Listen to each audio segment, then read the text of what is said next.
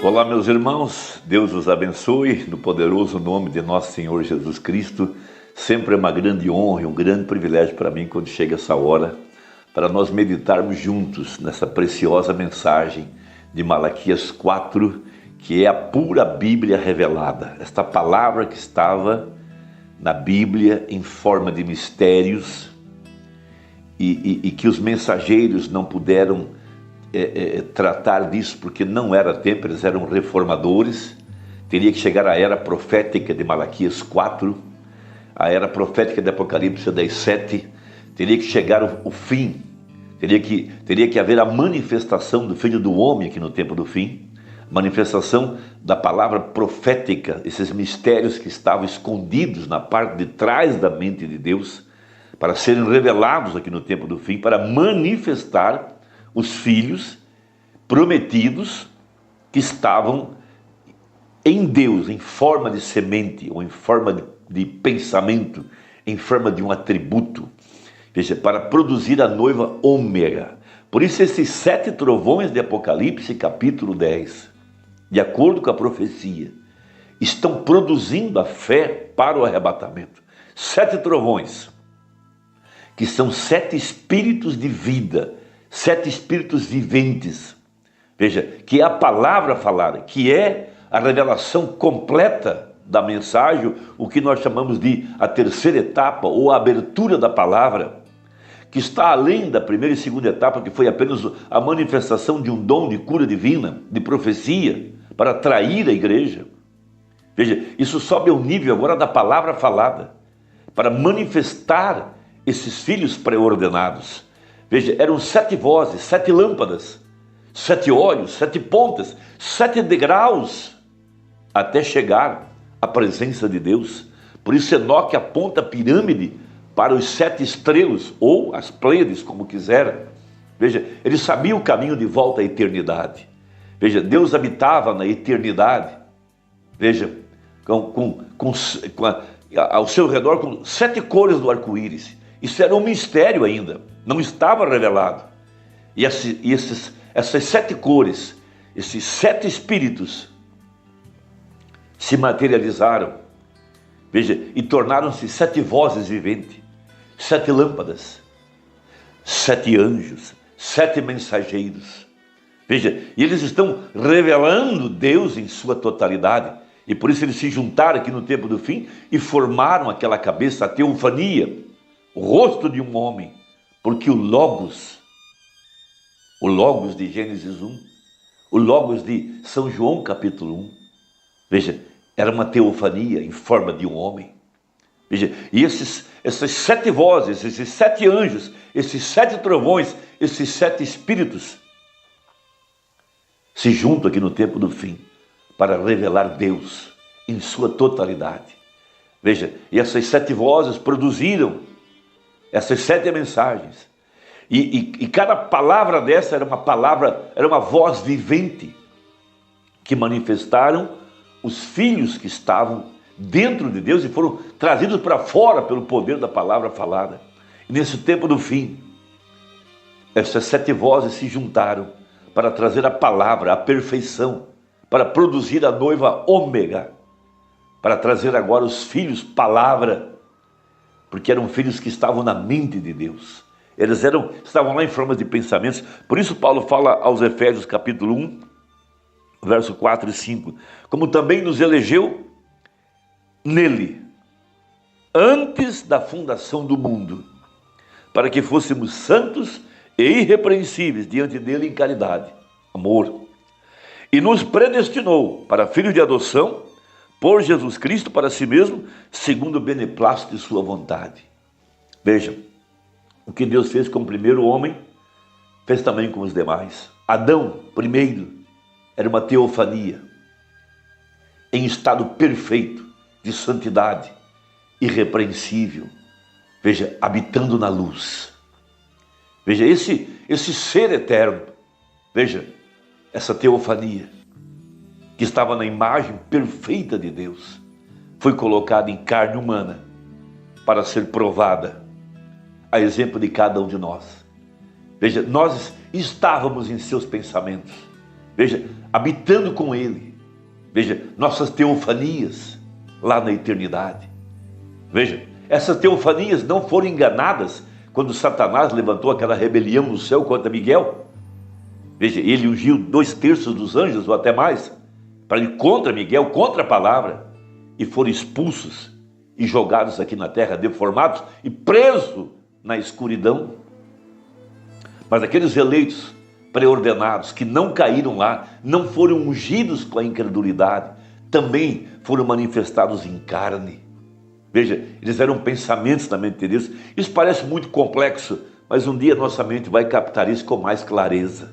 O que importa agora é saber que cada um de nós que cremos na verdade da palavra, que cremos na mensagem, que cremos em toda a palavra, somos esses eleitos manifestados aqui no tempo do fim, para sustentar essa verdade. E não importa o quanto o mundo não creia, quantas pessoas desprezam isso, o eleito crerá, porque ele é preordenado por isso.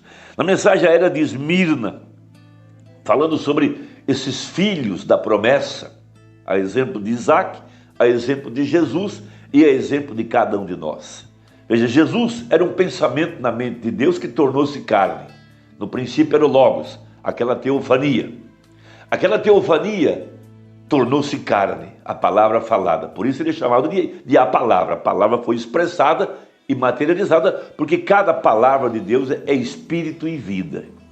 Então veja, esses filhos de Deus são os filhos da promessa, tem a ver com a eleição, disse uma banda na mensagem Esmirna, no parágrafo 132. Então diz assim: isto é exatamente o que temos falado. Esses que são da descendência real são os filhos de Deus, os que têm a fé de Abraão.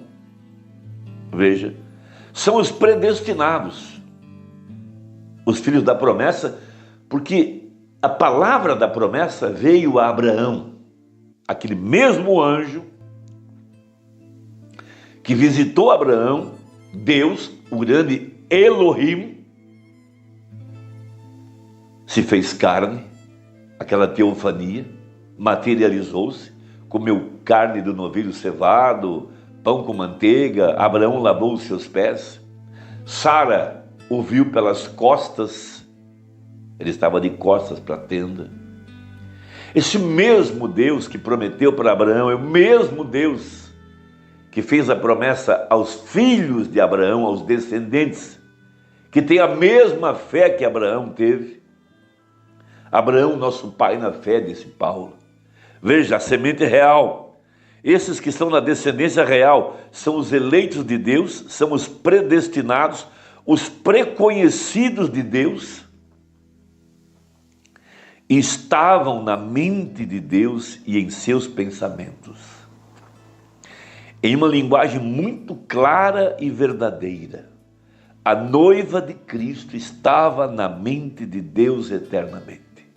Irmão, nossa mente não consegue alcançar esse conhecimento, mas a revelação pela fé, veja, e fé é a substância, isso dá segurança eterna, isso dá descanso para a nossa alma, tira todo o medo de hoje ser crente e amanhã não ser mais.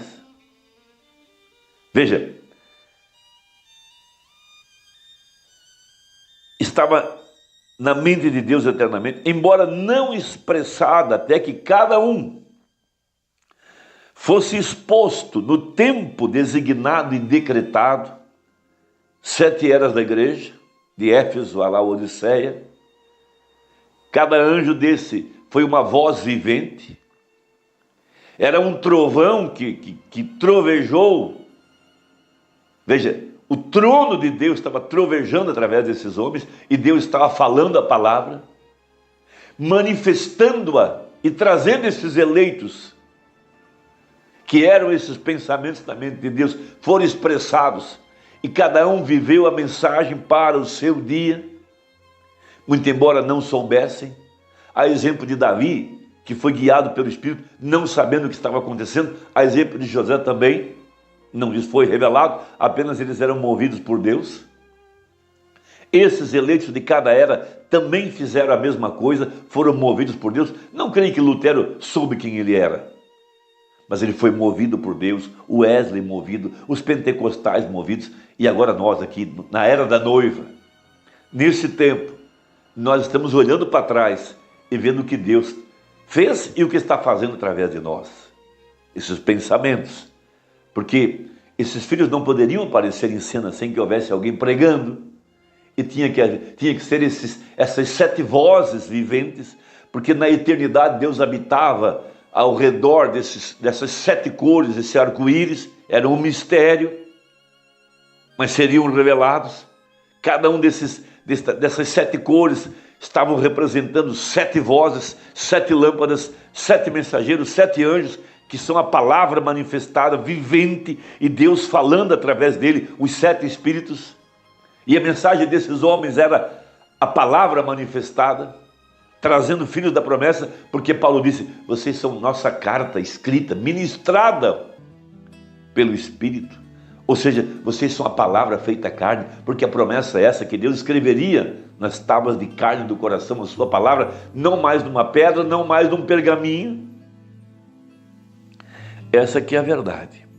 Então veja, em uma linguagem muito clara, a verdadeira noiva de Cristo estava na mente de Deus eternamente, embora não expressada até que cada um fosse exposto no tempo designado e decretado.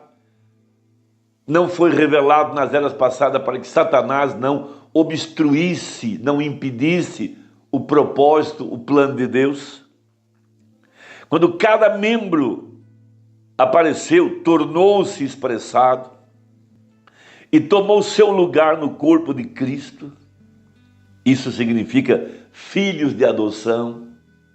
Vimos por uma família qualquer, mas porquanto éramos eleitos, reconhecemos nosso Pai e clamamos, Abba, Pai. Fomos colocados na nossa posição no corpo de Cristo, dentro de cada era. Isso é extraordinário. Isso faz com que o incrédulo fariseu, denominacional, religioso, fique nervoso e não aceite. Essa aqui é a verdade. Por isso Jesus clama, João clama, quem vos induziu a fugir da ira vindoura, raça de víboras? Eles tinham aprendido que havia um Deus, que a Bíblia era a verdade e que deveriam congregar, porque queriam escapar do inferno. Mas não há redenção para a semente da serpente. Só há redenção para a semente eleita. Essa que é a verdade. Assim, esta noiva é a literal palavra falada, a noiva semente. E embora ela seja feminina em designação, ela é também chamada de o corpo de Cristo. Ela é ele, em outra forma.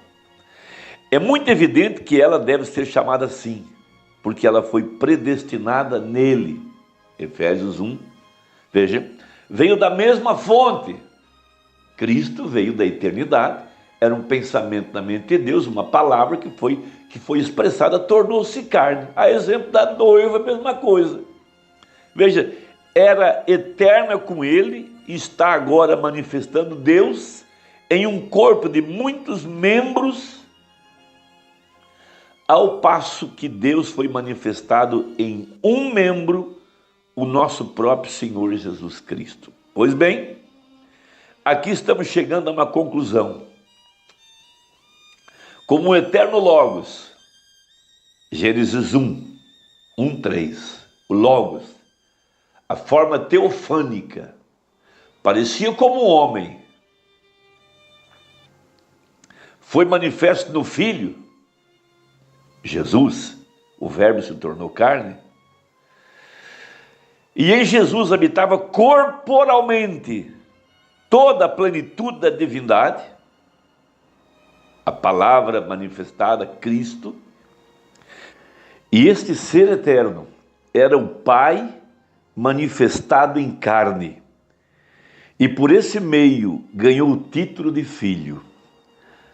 Assim também nós, eternos em seus pensamentos, por nossa vez, nos tornamos os muitos membros da descendente palavra falada, manifesta em carne. E aqueles eternos pensamentos, agora manifestos em carne, são os filhos de Deus, assim como somos chamados. Nós não nos tornamos semente pelo renascimento. Nós éramos semente e por isso renascemos. Porque somente os eleitos podem nascer de novo. Porque éramos semente é a razão de podermos ser vivificados. Em um não semente não há nada para ser vivificado. Que gloriosa revelação está diante dos nossos olhos.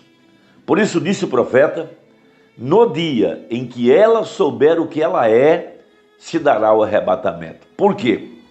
À medida que nós nos assemelharmos a Ele, nós vamos compreender esse grande plano da redenção, da noiva, palavra, 7 eras, veja, 7 mensageiros, 7 virtudes, expressando ou manifestando a glória de Deus em sua igreja, essa noiva ômega. Deus te abençoe, medite nisso e até a próxima, se Deus quiser, no precioso nome de Jesus Cristo. Amém.